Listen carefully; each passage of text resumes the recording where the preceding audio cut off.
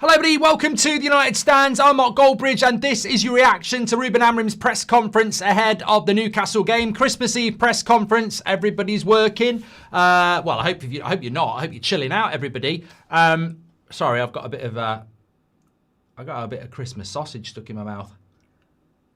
I just had my traditional Christmas sausage. It's a special recipe and I've got some stuck in my mouth. It's really annoying. Breaking news.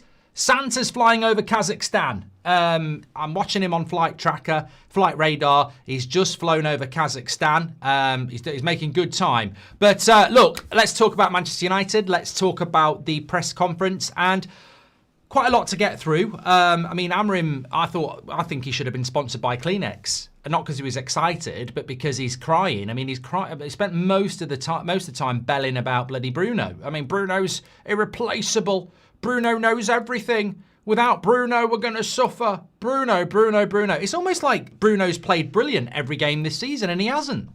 We're going to miss him on set pieces, but I think I think he's almost setting himself up like, oh, if we lose games, it's without Bruno. Bruno's our best player. But I haven't been dreaming. Like, we've literally been debating Bruno's not a very good midfielder all season. Now Bruno's not going to play in the midfield, and it's like, boo fucking who? You know, I'm like, what? Well, you know, I'm more ho-ho-ho than boo-hoo. Like, I reckon, look, if Bruno's not playing as a 10, I'm not that bothered, really. He's a big player for us, but, yeah, look, we'll talk about that in a moment. But the big news coming out is that Mainoo will not play. So he was asked about injuries and he basically said that no Mainoo, no Bruno, no De Ligt, no Maguire. De Ligt and Maguire could be back for Wolves. But I tell you what as well, just very, very quickly on that. Freestyler. I've only had a Bailey's coffee and I'm pumped. But the reality is, De Ligt, have you noticed with United, they're so inexplicably secretive about injuries. Like, what's the problem in saying De Ligt was going to be out for a month? Like, we just don't... I thought De Ligt would have been back weeks ago. I thought he was only going to be out for a little bit. I'm sure they told us it was a knock. He's ended up being out for a month. Maguire has been out for 2 months. I think his last game was Forest, which was before the international break. So Maguire's been out for 2 months. So I don't trust these updates on knocks, i.e. Mainoo. So, look, I've done the video with Ben Jacobs. It doesn't need to go up today. It can go up tomorrow morning, Christmas Day morning. Ben Jacobs, I interviewed him at about 11 o'clock this morning. Spoke about what we're going to do in January. Spoke about Mainoo. Spoke about a few other bits. I'll give you a bit of spoiler if you remind me later in the show. But I'll give you all the spoiler at 8 o'clock because I'll be on it. Alvino will flow. Actually, I'm not going to drink wine today. But the point is, what I'm trying to say is that he said about Mainoo that he's not going to be as long as Bruno, but I can't really tell you when it's going to be. So effectively, he said Mainoo will be faster than Bruno, but we're hoping to get Bruno back for the Manchester derby. So Mainoo might not actually be back before the end of the year, which is Wolves, isn't it, next Tuesday? So, look, it opens up opportunities. However, I think with Mainoo, it's just very, very frustrating about the fact that he has obviously got an injury and he's missing these opportunities. Now, some people are still saying he's not injured. He just wants to move in January and they're protecting his value. In light of the conversation I had with Ben Jacobs, without giving too much away because it's a Christmas present tomorrow, he did speak about Mainoo for about 5 minutes. He spoke about the T-shirt. He spoke about what's going on. Quite a lot of good stuff coming out on that tomorrow morning, and confirmed something that I didn't know was true about Mainoo and that T-shirt. So get on that at 10 o'clock tomorrow morning. But he did say injury is genuine. So I think if he'd have been fit for the Newcastle game, I would have thought he either pulled out himself or Amorim dropped him because of the T-shirt. The fact that he's missing Newcastle, I think we can safely say he's injured. So it's just how long that's going to be, and, you know, the conspiracy theories will run, but it's unfortunate. Which leads to Newcastle, that we won't have Bruno and we won't have Mainoo. Now, I think Newcastle's strongest area of the pitch is Joel Linton, Bruno Guimaraes and Tonali. So our midfield's going to be weaker. And does that make Newcastle favourites? I mean, I did my Premier League predictions. That's just gone out on That's Football. I won't spoil it. I'll let someone else do it. But I didn't go for a Man United win, even though I think we need to win. I think you've got to be winning games like that. Sunderland beat them a couple of weeks ago. So look, it's going to be a challenge. It's going to be a challenge in the midfield. He was asked about Martinez playing there, and his answer was quite interesting because he said that he was asked about Martinez. I think it was Simon Stone said, you played Martinez in the midfield, but you've previously said he's a defender and you won't do that unless you're desperate. So now that you're desperate, what are you going to do with your midfield? And he mentioned people like Jack Fletcher doing very well when he came on, and he said we'll find solutions, but he didn't name drop Martinez. Now, I agree with Greg. Surely Casemiro and Martinez makes the most sense because the only place that Martinez can start is Luke Shaw's position, and he's not going to put him there. So you actually create a space for Martinez in the midfield. So I agree with you, Greg. I think the logical thing is Casemiro and Martinez. I can't see him playing Jack Fletcher. Frank says, forget Mainoo, just put Jack Fletcher in there. I mean, look, that would be a hell of a glow-up. I mean, he is a good player, but he's not really a player that many people have been talking about solving our midfield problems. So, I mean, that would be exciting in a sense, but surely Martinez is the way to go. Now, he spoke about Bruno, and he basically said that Bruno is impossible to replace, but people need to step up. With Bruno, we lose somebody who knows everything about everything. And people like Martinez and Shaw need to take the opportunity to step up. But he was almost crying when he was talking about Bruno. It was really... I thought it was a bit over the top, to be honest, because he ain't Superman. I think in some people's eyes he is, but I think the line that really resonated, and I think what Amorim's really talking about, is he name check set pieces.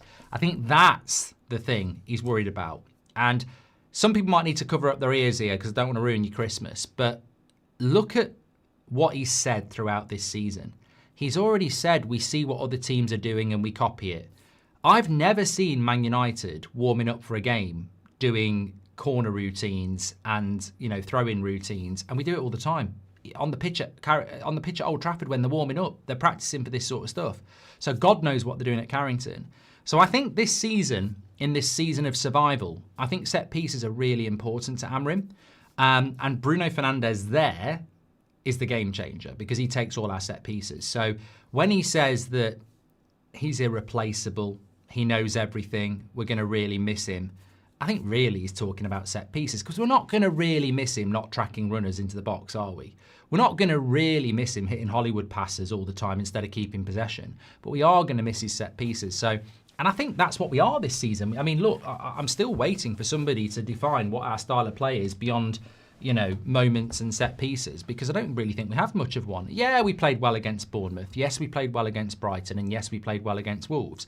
But they're teams that will let you play well. When we play against decent teams, we don't carve them open. So I think especially when you're playing the low block. I mean, look, if I'm Wolves next Tuesday, they are absolutely shit and we should beat them with our kids. But I'd just come and park the bus. Come and park the bus like you did against Arsenal, and you never know, Christmas miracle could happen. So I think whilst Bruno Fernandes is a big loss, it would be massively hypocritical of me and many of you to sit here and start crying about it when we've literally said, I don't want him in the midfield. So we've got Mount, we've got Cunha, they can play as 10s. So at the end of the day, am I crying about Bruno missing it in the midfield? No. We will miss his set pieces, but everything he does, he basically does as a 10 anyway. So I think it's an opportunity. But Newcastle's a very, very big game, as we know. Now, he was asked about the fixtures. Simon Stoner with another good question. He said, look, in the international break, you had a run of 10 fixtures where everybody expected a load of wins. That's not happened. You've now got another run of fixtures, Newcastle at home, Wolves at home, Burnley and Leeds, where people would expect a good run of fixtures and a good run of results. Amorim said this. He said, I'm confident we can win any game. I believe in my team and I trust them. Now, in some ways, that's a battle cry of let's have it, siege mentality. We're missing big players. But in another way, it's sort of like, well, what's that trust and belief based upon, really? You know, I suppose if I'm going to be cynical, you've taken 2 points from 9 at home. You've taken 1 point from your last 6.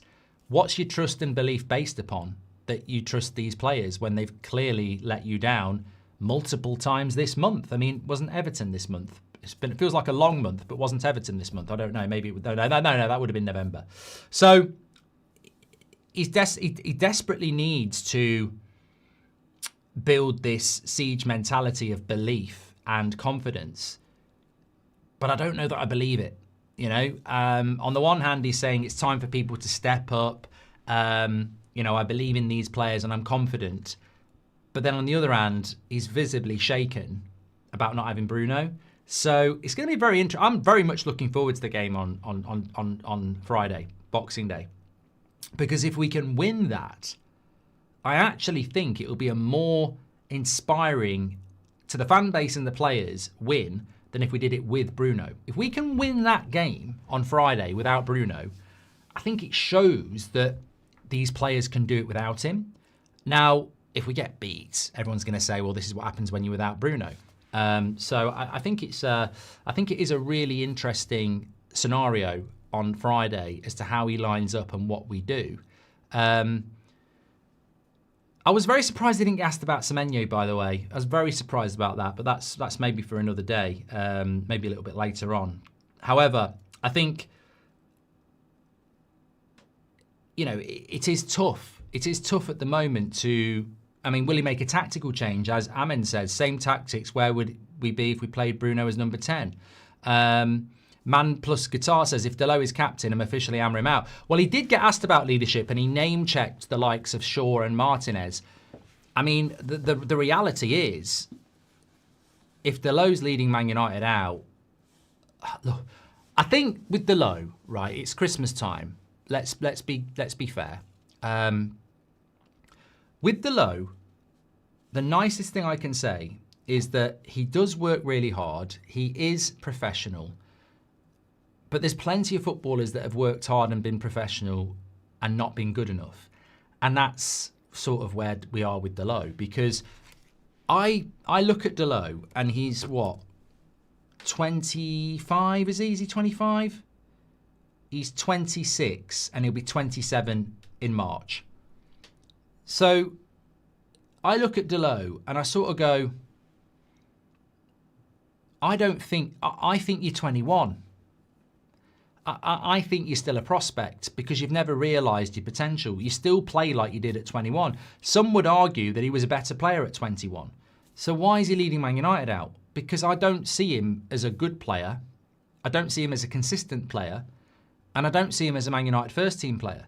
So why is he leading Man United out? It's strange. And we have had some strange captains over the years. Fellaini, McTominay. But Delo, for me, would probably be the worst of the lot because I don't get how he would be a player that leads Man United out because everybody's got eyes. And I don't think there's many people in football that look at Delo and disagree with me when I say he behaves like he's a 21-year-old on the pitch. There's good things, there's bad things. I mean, look, the great thing is, during the watch-along on Sunday, I was losing my shit about the fact that he didn't stop the cross from Tielemans, and it was a crap cross. And loads of people wanted to go in on Yoro, but I was pissed off with Delo. Because if he stops the cross, Yoro doesn't make the mistake. And Villa were living off crumbs anyway. So if you block that cross, they might not create another chance for the rest of the game. So they only score 1 goal and we get a point minimum. So, but Roy Keane, after the game, went mad about that. And then Jamie Carragher went mad about it on Monday Night Football. So, you know, even if you don't like my opinion or one of the community opinion, you've got a legend of Man United and Monday Night Football scrutinising that. And you want to give him the captain's armband. And that's my point. In a nice way, he's not established. He's not consistent. He makes silly mistakes. How can that be your leader? I'm not saying we've got good alternatives, but I think we have better alternatives. But look, I mean, it's a side point, is it? If Delo leads the team out and we win, no one's going to massively moan about it. Zen says, where's your trust and belief in Mainoo come from? Probably come from when he started out at Man United and was holding the midfield away to Newcastle and Everton and playing for Manchester United week in, week out. Went to the Euros, played for England in the Euros, played in the final of the Euros. Yeah, I mean, that might be a little bit hard for you to understand, but there is an evidence pool that Mainoo's a good player. You know, you think about the goal away to Wolves, you think about the FA Cup final. He's not some young kid that's never played football. He actually has played football for England and Man United. It wasn't a dream, mate. Some tactics, where would it be? Thank you very much. I've read that one as well. Emily Derry says, we've been very lucky that Bruno has been a robot. We are over-reliant on him, even when he's been sinking in the midfield. I completely agree. And Clanger says, it's Christmas, 1988. The internet and YouTube are already a thing. Goldbridge is moaning and moaning about Ferguson, says Clanger. Yeah, mate, it's Christmas time, right? But it doesn't mean I'm going to let you off. I don't know what you're talking about, because I wouldn't be moaning about Sir Alex Ferguson in 1988 because I would have been 8 years of age.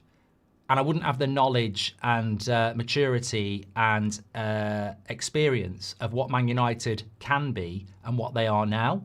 So you might think you're being funny on Christmas Eve. I'd say get back on your eggnog and piss off, basically, because you're talking shit.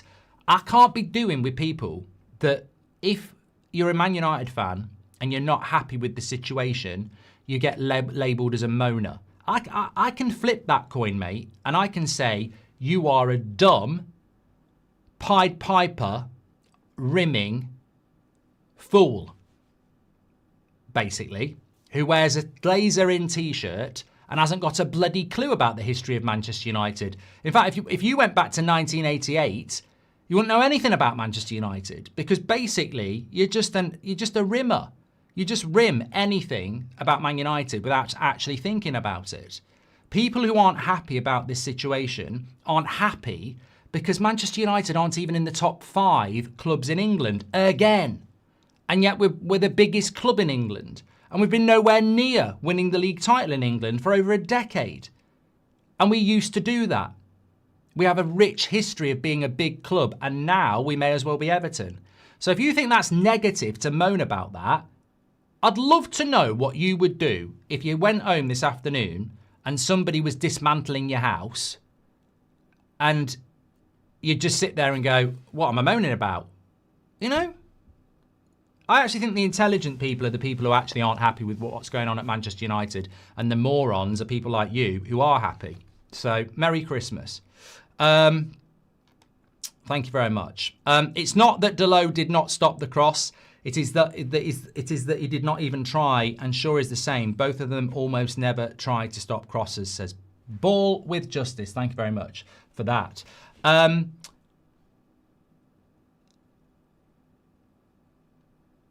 A good squad player would be... Oh, no, yeah, I'm not reading that. I'm not reading that. Not reading that at all. What would you choose? Play Bruno as a 10 and bench Cunha, or play Bruno in the midfield and bench Mainoo? Why do I have to choose that rubbish? I wouldn't play Cunha in the midfield. I wouldn't play Bruno in the midfield. It's not bloody. It's not the Crystal Maze. It's not. You don't pull a card out and have to do stupid things. Like, we're Manchester United Football Club. We've got a squad of 20 players. Stop whacking square pegs into round holes and put them in their right position. I think the real unfortunate thing about this Bruno injury is that we haven't bought a midfielder, and Mainoo and Ugarte are playing shit. I mean, Mainoo's not playing at all. I think this would have been a really good opportunity if Amorim had treated Mainoo and Ugarte better and kept them sharper and happier. We'd have dealt with this no problem. I think this would have been an exciting opportunity, actually. It's not exciting that Bruno's injured, but he doesn't play in his position anyway. So if Mainoo and Ugarte had more game time and were sharper, I think this would have been a really good opportunity to go, right, is it Casemiro and Mainoo? Is it Mainoo and Ugarte? Is it Ugarte and Casemiro?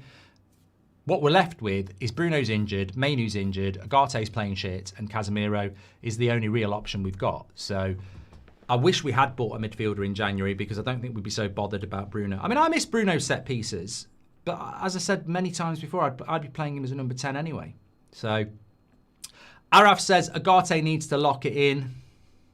I thought he was so bad against Villa, and I think he's been so bad this season as well. I mean, Have you ever noticed with Ugarte, he chews chewing gum when he's playing football? I don't like people who chew chewing gum playing football. I don't dislike him as an individual. I just think it's a really... It's just an irritating thing to... You know, when I see it on the screen, I see a player running around going... I just think that's something you've got to concentrate on. Chewing gum, you've got to concentrate on that. And I feel like it's not the chewing gum thing. But he always looks like he's terrified as well. Ever since he's been at Man United, he always looks like he's got the weight of the world on his shoulders. He doesn't look like an arrogant player to me. He doesn't look like a Di Maria or a Sanchez. He doesn't look like a player that believes in himself too much. He looks like a player that's got no bloody confidence. And I do question, like, what are we doing as a football club there? Because I don't think Ugarte's not performing because he's arrogant. I think he's not performing because he's nervous. And I see that nervousness all the time. And I do wonder, like, do we do anything about this at this football club? Do we actually work on these players mentally? I mean, I know Ten Hag spoke about it, but Ugarte just looks completely and utterly out of his depth and lost. And the only thing that I think is going to solve it is an exit. It's a bit like, reminds me of Donny van de Beek, actually. Donny van de Beek always looked like he was shitting himself in a Man United shirt. He just looked terrified. And, you know, I mean, I suppose in that short answer to the question, I don't think he's going to be our solution, if I'm being completely honest. Newcastle usually struggle in away games and perform far better at home. Do you think their 4-1 away win against Everton was an exception, or can they realistically get another away win? Really, look, I'll talk about the Newcastle game at 8 o'clock. I'm going to do a quick 8 o'clock live, and we're going to cover the Newcastle game as well, because we've got Ben Jacobs tomorrow morning at 10, and then we've got the highlights of the year show, which we do every day on Christmas Day afternoon. So I'll cover the Newcastle game at 8 very quickly. We'll just have a quick half an hour 8 o'clock stream. But I think it depends how Newcastle approach the game. If they come and sit back and counter, they've got 3 really good options. I mean, they can play Elanga or Murphy on the right, they can play Barnes or Gordon on the left, and then they've got Voltemada and Visser up front. So they've got a good... look, the way I'd play about Man United, I'd have a back 4, 3 midfielders, I'd be compact, and I'd just look to hit us on the break. I wouldn't open up and play a high line, because we'll love that, certainly. Anyway, look, I've kept you too long. It is Christmas Eve. Thank you very much for tuning in live. Really appreciate that. Mainoo will not be playing, is the big takeaway. And, you know, I feel like Ruben Amorim wants to wake up tomorrow morning and unwrap Bruno Fernandes. Not like that. I mean, as a present, you know, I think he sat there today, you know, wishing Santa is going to deliver him a fit. Again, not like that, Bruno Fernandes. So he's not going to get it. He needs to move on. He needs to find solutions.